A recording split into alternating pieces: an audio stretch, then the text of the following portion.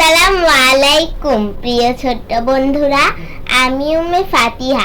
আজকে আমি তোমাদের একটি মজার গল্প শোনাবো। আজকে বলবো ক দিয়ে কিতাবুল্লাহ। একটি গ্রামে ফাতিমা নামের একটি মেয়ে থাকতো। সে প্রতিদিন সকালে কোরআন পড়তে বসতো।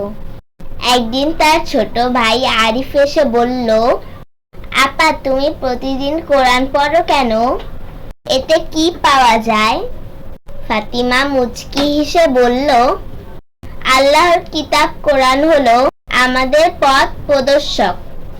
কোরআনে আছে কিভাবে ভালো মানুষ হতে হয়, কিভাবে মানুষ সেবা করতে হয়, সৎ কর্ম করতে হয়, আর আছে কিভাবে মায়ের কথা শুনতে হয়। কোরআন আমাদের আলোর পথ দেখায়। আরিফ অবাক হয়ে বলল, তাহলে কোরআন পড়লে আল্লাহ খুশি হন? ফাতিমা বলল, অবশ্যই। নবীজি সাল্লাল্লাহু আলাইহি সাল্লাম বলেছেন, কোরআনের একটি অক্ষর পড়লেও সওয়াব পাওয়া যায়।